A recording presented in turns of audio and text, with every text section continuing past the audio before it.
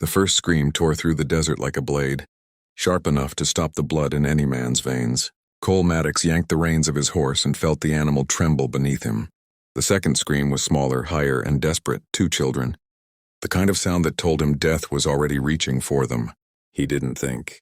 He just rode.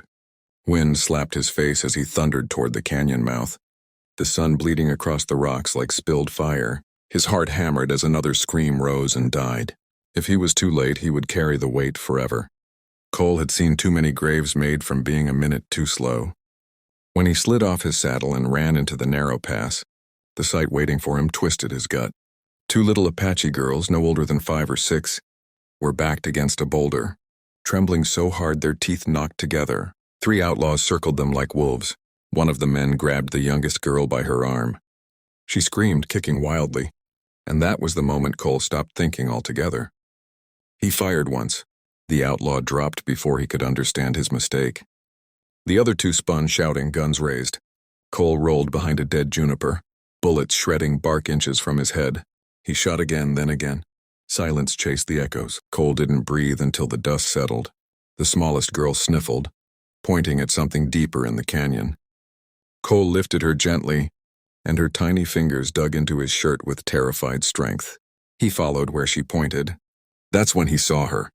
A young Apache woman, barely 20, lay beside a dead horse, blood on her arm and shoulder, but her eyes were alive, fierce, and burning with fear for her daughters. She tried to stand when she saw him, wincing in pain. Your little ones are safe, Cole said softly, kneeling beside her. She stared at him as though trying to decide whether he was a threat or a blessing. Then, without warning, the strength in her eyes cracked, emotion flooding through as her daughters ran to her and threw their arms around her waist. Her name, she told him in a shaky voice, was Nia, and she had been running for 2 days. Cole didn't know it yet, but saving the girls was only the beginning. The real danger had just started. That night, the desert grew colder than death. Cole built a fire in a hidden ravine, keeping the smoke low as Nia bandaged her own wounds with practiced hands. The girls curled up beside her, exhausted. Cole stayed 3 paces away, watching the darkness like a man expecting the devil to step out of it. What chased you? He finally asked. Nia looked into the fire. Men who want Apache land. Men who want to break our people again. Her voice shook, but not from fear, from anger. They took my husband last winter, she whispered, and now they wanted my daughters. They would have sold them, used them, killed me. Her voice cracked. You came like thunder. My children live because of you. Cole felt a weight settle in his chest. He wasn't used to gratitude. Most days people barely spoke to him besides tossing coins across saloon counters. He had spent years drifting, helping where he could, fighting when he had to. But these 3 lives that now leaned on him, it felt different. Then he noticed Nia watching him, not with fear, not with suspicion, but with something softer, deeper, dangerous in its own way. The firelight danced in her eyes, and for the first time in years he felt seen. At dawn, hoofbeats rolled across the desert. Cole's hand flew to his gun. Nia stiffened, clutching her daughters close.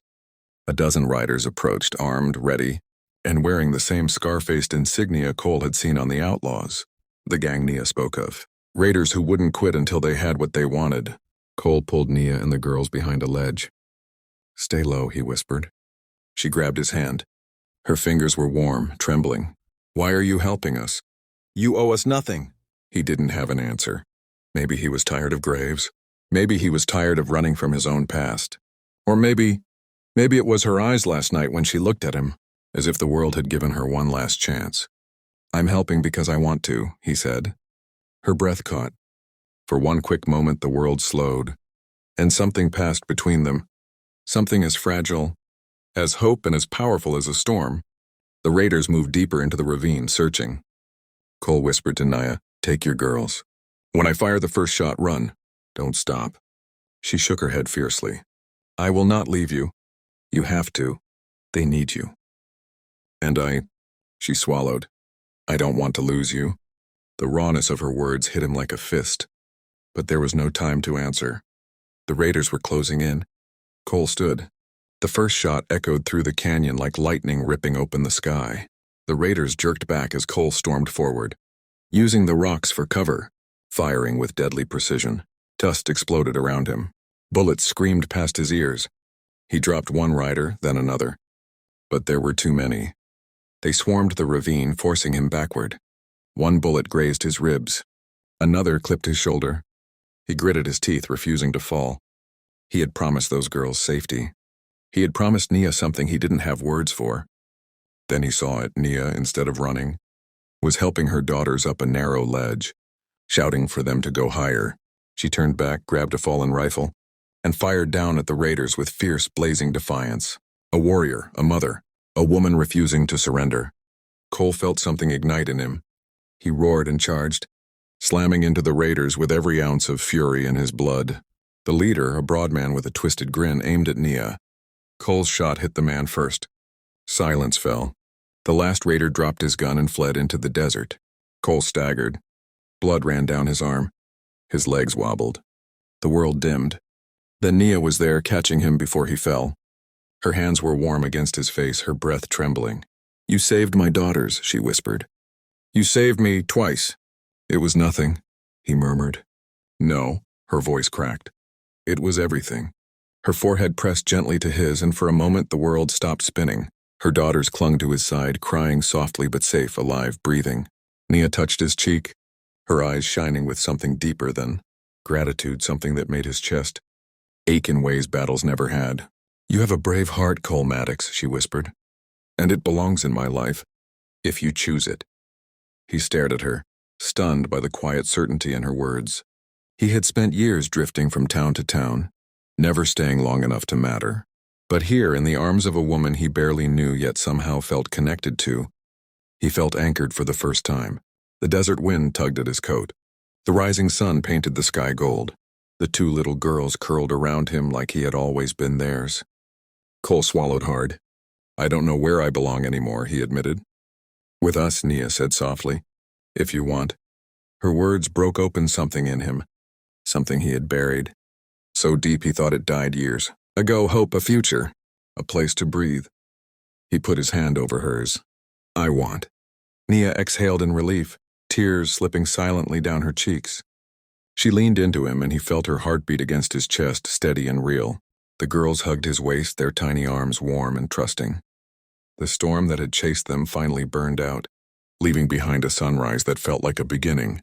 Cole didn't know what the future held. Maybe danger, maybe peace. But he knew one thing with absolute certainty. He would die before letting harm touch Nia or her children again. And in that wild stretch of desert, surrounded by blood and sun and survival, Nia's heart, strong, young, and scarred by loss, settled into his with a certainty that felt older than the mountains. He had saved two little Apache girls, and their mother had saved him right back. The desert wind carried their breaths, their fear, their hope, blending them together into one life bound by fire and fate. And as Cole held them close, he realized something he never expected to feel again. He wasn't alone anymore. He never would be. Not as long as they chose him. And he would choose them for the rest of his life, however long or short that might be. The Wild West was still dangerous, still bloody, still unpredictable. But for Cole Maddox, it finally had a reason worth living for.